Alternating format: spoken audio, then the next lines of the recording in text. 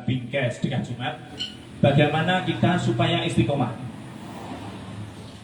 Membuat istiqomah itu saya merasakan begitu beratnya, begitu berat.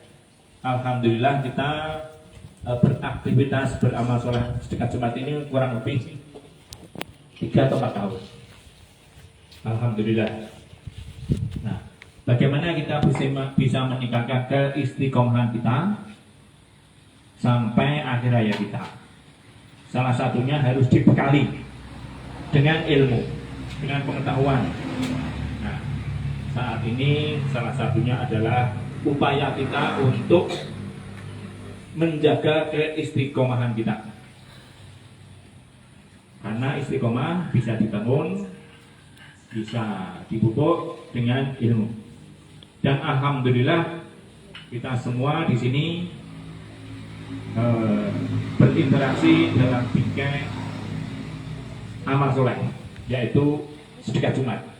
Jadi sekali lagi mungkin sering saya sampaikan, grup kita ini bukan grup hura-hura, bukan grup olahraga, bukan grup tapi beramal soleh. Alhamdulillah. Jadi sesama kita nanti yang dulu tidak kenal menjadi kenal karena kegiatan kita beramal soleh. Nah, tentu nanti akan sangat bermanfaat bagi kita semua.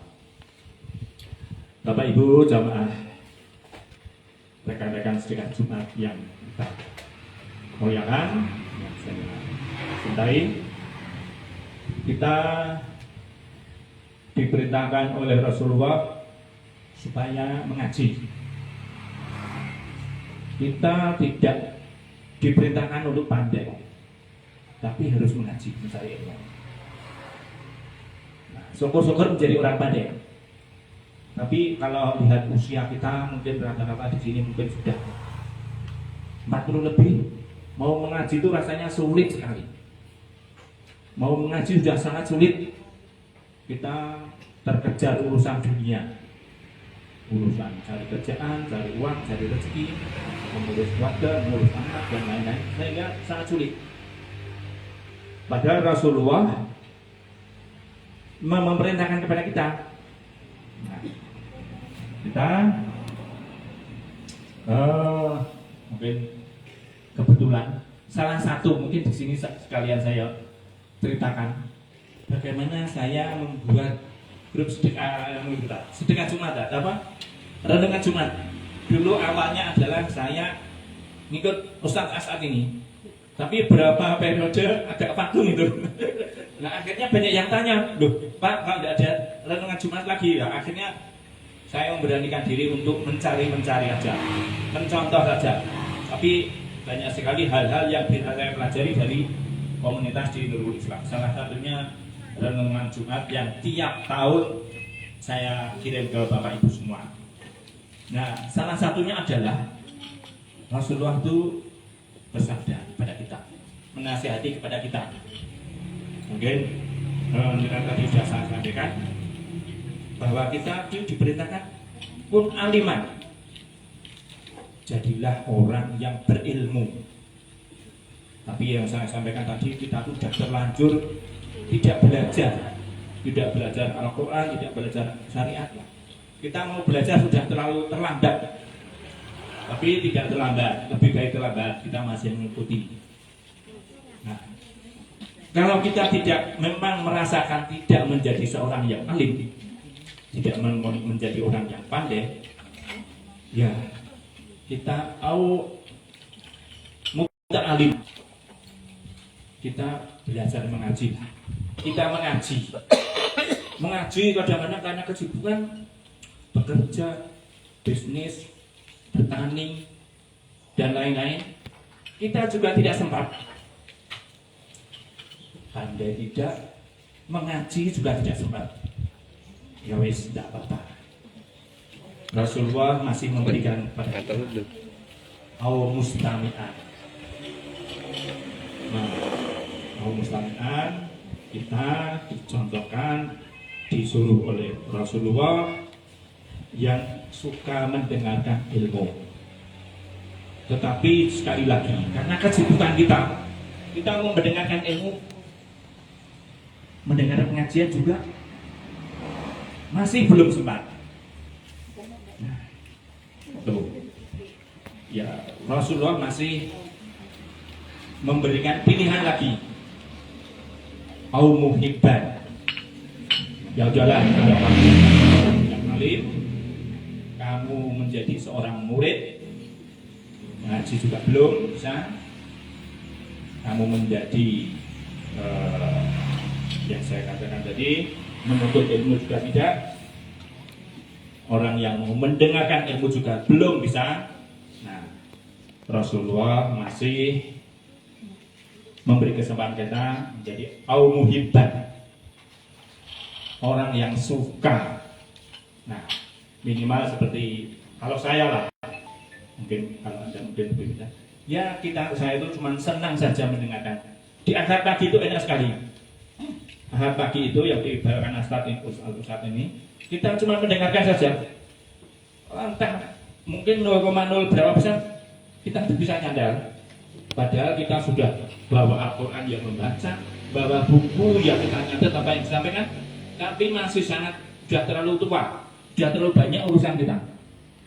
Nah, tetapi apalagi kalau kita tidak pernah mendengarkan.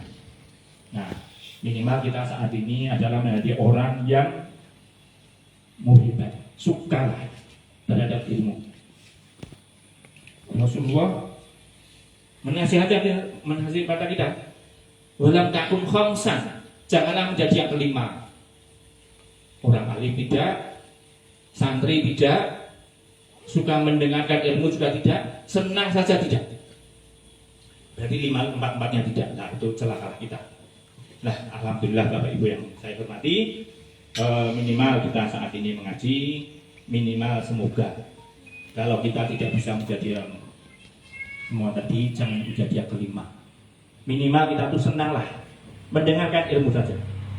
Nah, mungkin dari saya cukup sekian.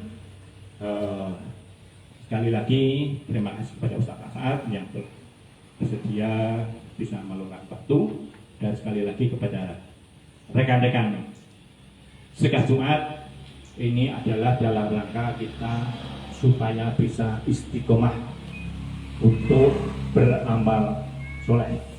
Semoga acara saat ini menjadi pijakan untuk acara kita selanjutnya. Mungkin lain waktu, lain hari bisa kita adakan dengan pemilihan waktu yang tepat sehingga banyak yang hadir. Mungkin dari saya cukup sekian.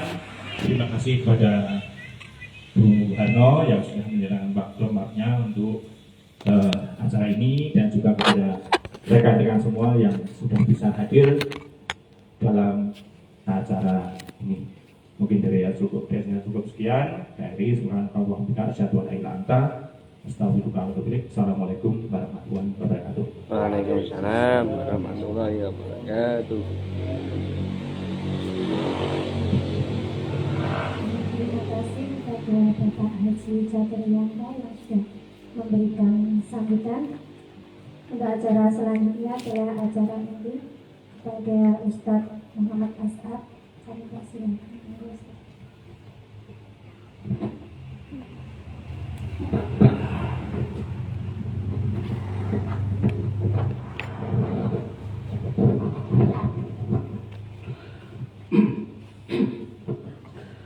Bismillahirrahmanirrahim.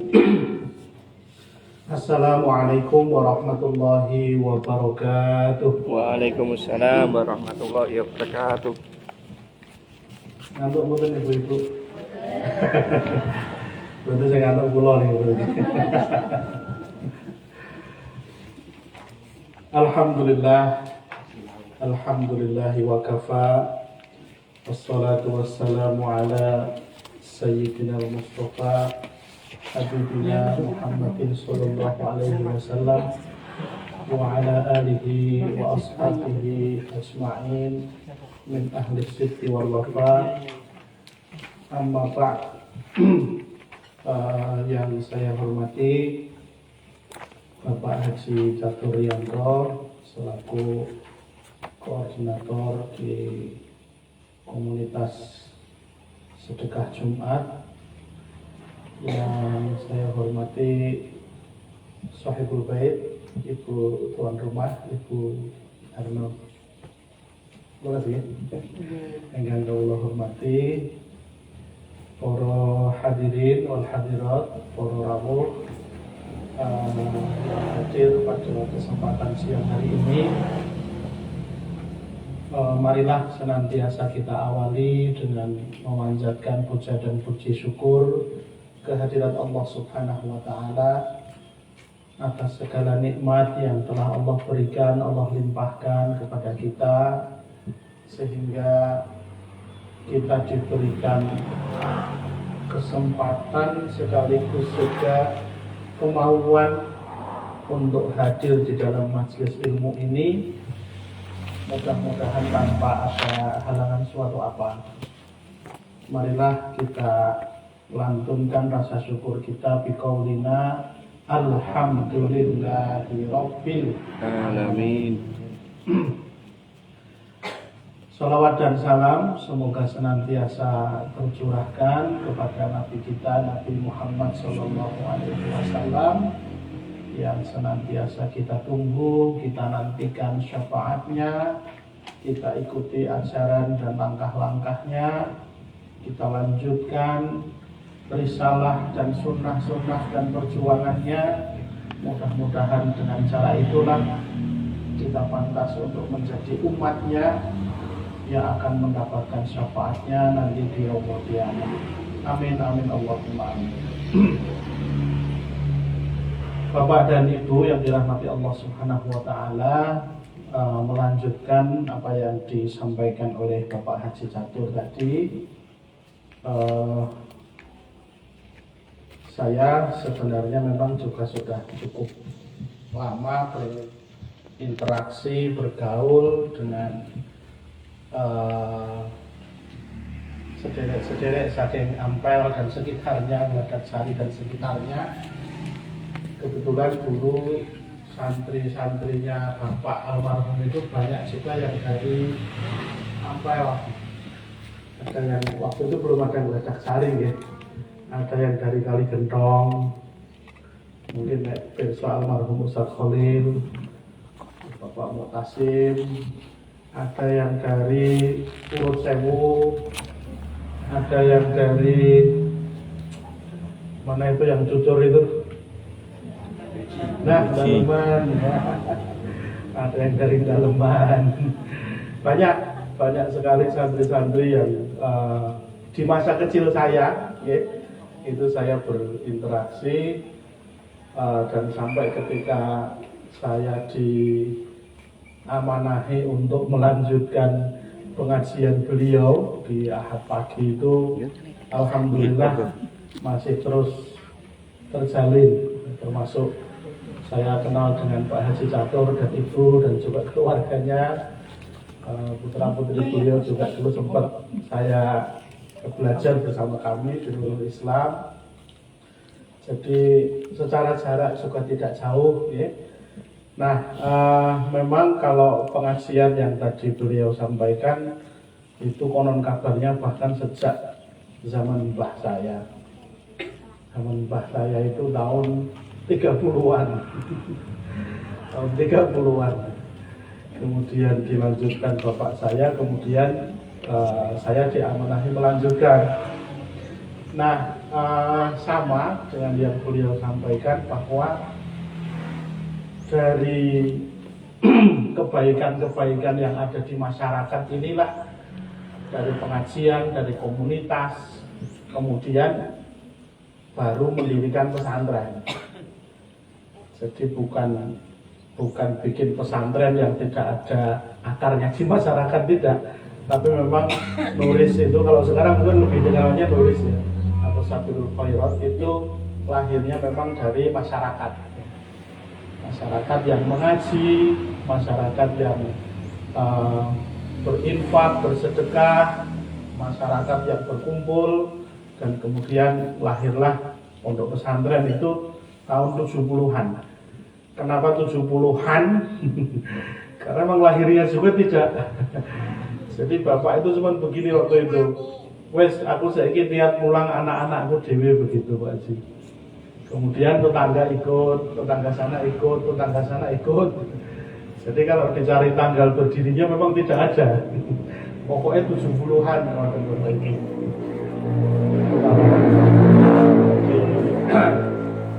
Resmi sebagai, dulu kan awalnya nggak ada sekolah. Zaman dulu mondok, boten bentuk ijazah niku orang-orang TK nih. Yang penting pada nyantri niku mulai do iso mulang ngaji begitu. Tapi ya zaman berganti dan sekarang memang sudah saatnya harus ada hal-hal yang bersifat formal. Maka mulailah tahun TK itu tahun 2000, kemudian SMP 2007, sampai sekarang alhamdulillah ada TK, SD, SMP, SMA dan madrasah aliyah. Nah, disitulah kami tetap apa istilahnya, uri-uri melestarikan bahwa pesantren ini lahir dari masyarakat, sehingga kami tadi matur pas jagongan di situ tidak mungkin meninggalkan masyarakat, tapi betul-betul harus dari masyarakat, maka manfaatnya juga harus dimanfaatkan untuk masyarakat juga. Nah, maka pengajian yang sejak dulu sudah ada itu kami lanjutkan, termasuk pengajian Ahad pagi itu. Jadi Bapak Ibu, pengajian Ahad pagi tempatnya di Masjid Sabilul Khairat di tepatnya Desa Butuh, Kecamatan Tengaran, Kabupaten Semarang. Kalau tadi saya lihat di Google Maps sampai ke sini itu 14 menit kayaknya. 14 menit ya. Meskipun beda kabupaten tapi sudah perbatasan Boyolali. Saya kemarin juga sudah izin sama Pak Haji Catur. Saya itu juga sedang belajar turu-turu panjenengan Pak Haji untuk ada komunitas sedekah. Saya boleh ikut mengenalkan Pak Haji sih, betul-betul sih. Mungkin kalau Yun Sewu bisa minta tolong dipun bagikan. Jadi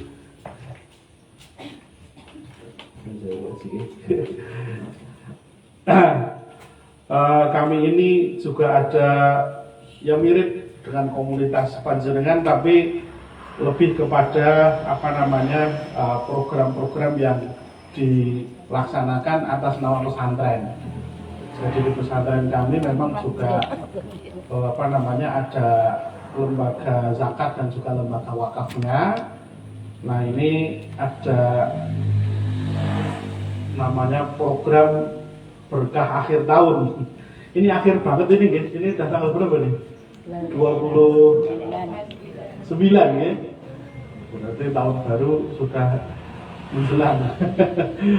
Ya, tapi kalaupun sudah lewat tahun juga ini masih berlaku. Jadi kami memang juga sedang ada program pembebasan tanah, ada pembuatan aula, kemudian juga ada beasiswa pendidikan, karena memang di pesantren kita untuk duafa, para hafid dan hafidhoh itu ada beasiswa.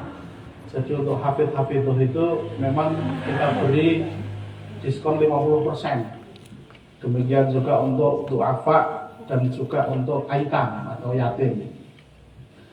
Nah, mungkin barangkali Bapak dan Ibu semua ada kesempatan untuk ikut program ini, monggo disilahkan. Di belakang sudah ada QRIS-nya dan saya sudah matur Pak Haji Catur, insya Allah infak dan sedekah semakin banyak itu tidak mengurangi jatah. Walamu dari Rono dari kene kalong, itu kan mungkin pikiran manusia ya. Kalau pikirannya Gusti Allah itu tidak kayak begitu ya.